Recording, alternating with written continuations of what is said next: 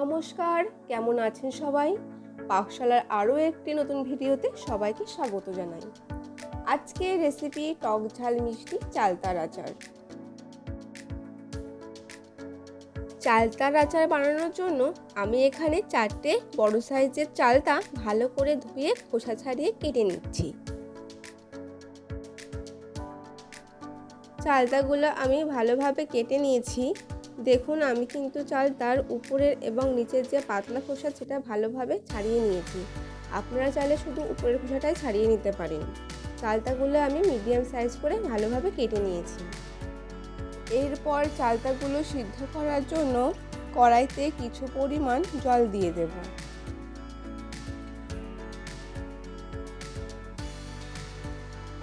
এরপর কেটে রাখা চালতাগুলো একে একে কড়াইতে দিয়ে দেব।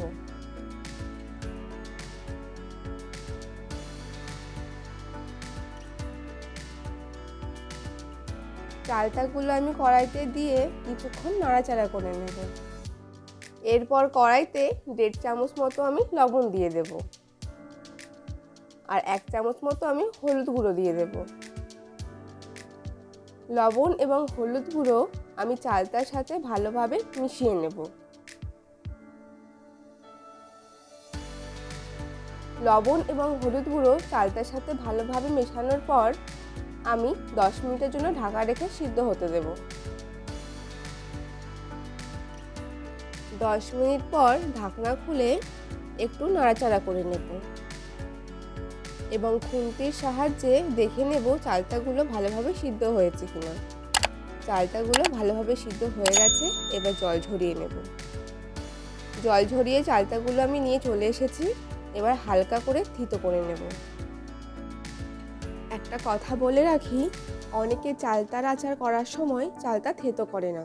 তাতে চালতার আচার যদি ভালো হয়, তাতে চালতার ভেতরে আচারের কোনো প্রকার মশলা ঢোকে না এবং আচার খাওয়ার সময় আপনারা কোনো প্রকার স্বাদ পান না। তাই আপনারা আচার বানানোর সময় অবশ্যই চালতা থেতো করে নেবেন। তাতে দেখবেন এর স্বাদটা কতটা বৃদ্ধি পায়। এবং এই কাজটা করার সময় অবশ্যই হাতে সুরক্ষার কথা মনে রেখে এই কাজটি খুব আস্তে আস্তে এবং ধৈর্য সহকারে করার চেষ্টা করবেন, কারণ চালতা কিন্তু খুব পিচ্ছিল হয়।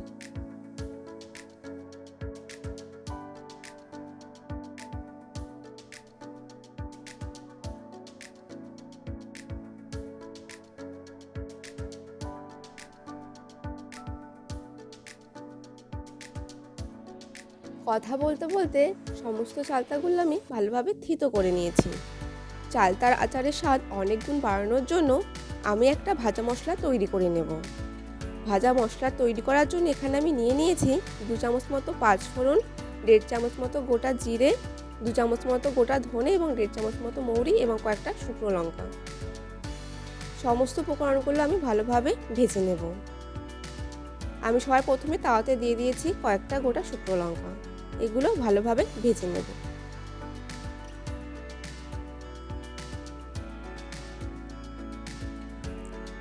সমস্ত শুকনো লঙ্কা আমি ভালোভাবে ভেজে নিয়েছি। এবার একটা পাত্রে তুলে নিচ্ছি। এবার আমি সমস্ত উপকরণগুলো একই সাথে তাওয়াতে দিয়ে হালকা লো ফ্লেমে ভালোভাবে ভেজে নেব। একটা মিষ্টি সুগন্ধ বার হলে একটা পাত্রে আমি ঢেলে ঠান্ডা করে আধ ভাঙা মিক্সচারে গুঁড়ো করে নেব। এবার কড়াইতে তেল দিয়ে তেলটা গরম হওয়া পর্যন্ত অপেক্ষা করব।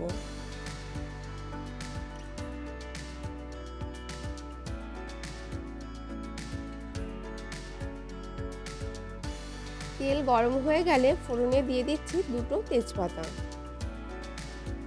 এরপর আমি দিয়ে দেব 2টো গোটা শুকনো লঙ্কা। তেজপাতা এবং শুকনো লঙ্কা একটু নেড়ে ছেড়ে আমি দিয়ে দেব 1/2 চামচ মতো পাঁচফোড়ন। এরপর দিয়ে দেব কিছু পরিমাণে রসুনের পেস্ট। রসুনের কাঁচা গন্ধ বের হয়ে গেলে দিয়ে দেব আগে থেকে থিতো করে রাখা চালতাগুলো।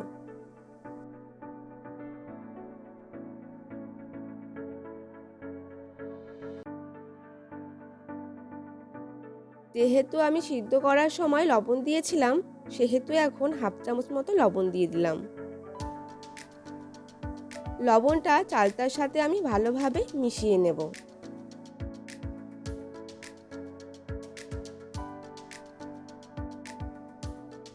লবণ চালতার সাথে ভালোভাবে মিশিয়ে নিয়ে এবার আমি দিয়ে দেব আখের গুড়। আমি এখানে 4টে বড় সাইজের চালতার জন্য 600 গ্রাম মতো আখের গুড় দিয়েছি। মিষ্টি এবং ঝালের পরিমাণটা আপনারা আপনাদের স্বাদ অনুযায়ী ব্যবহার করবেন।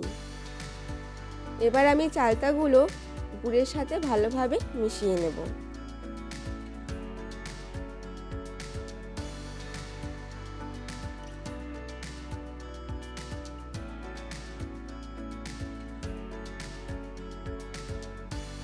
গুড়ের সাথে চালতাটা আমি ভালোভাবে মিশিয়ে নিয়েছি।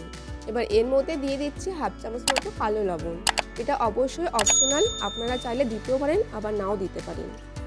চালতার সাথে আমি লবণটা ভালোভাবে মিশিয়ে নিচ্ছি।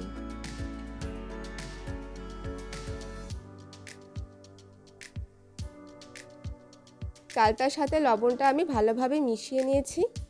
এবার এর মধ্যে আমি দিয়ে দেব 2 চামচ মতো ভাজা মশলা। চালতার সাথে ভাজা মশলাটা আমি ভালোভাবে মিশিয়ে নেব।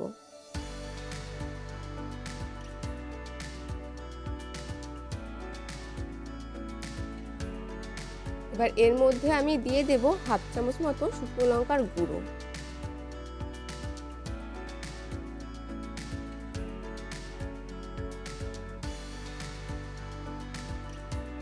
চালতাটা আমাদের প্রায় হয়ে গেছে। এবার মিডিয়াম টু লো ফ্লেমে 4 থেকে 5 মিনিট চালতা আমি রান্না করে নেব।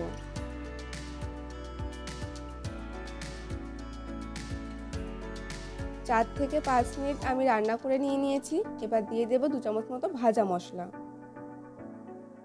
ভাজা মশলা চালতার সাথে আমি ভালোভাবে মিশিয়ে নেব। এবার এর মধ্যে দিয়ে দেব 3 চামচ মতো পাতিলেবুর রস। আপনারা এখানে চাইলে ভিনিগারও ব্যবহার করতে পারেন। লেবুর রসটা আমি চালতার সাথে ভালোভাবে মিশিয়ে নেব। আমাদের টক ঝাল মিষ্টি চালতার আচার তৈরি হয়ে গেছে। এবার কড়াই নামিয়ে আচার ভালোভাবে ঠান্ডা করে নিয়ে কিছুটা একটা পরিষ্কার কাচের জারের মধ্যে এবং কিছুটা একটা পাত্রের মধ্যে নামিয়ে নেব এবং কিছুদিন পর পর আমি আচারগুলো রোদে দেব। আপনারা যদি এই পদ্ধতি অবলম্বন করেন তাহলে 6 মাস থেকে 1 বছর আচার দীর্ঘস্থায়ী হবে। এতক্ষণ ভিডিওটি দেখার জন্য ধন্যবাদ। ভালো থাকবেন, সুস্থ থাকবেন এবং সঙ্গে থাকবেন।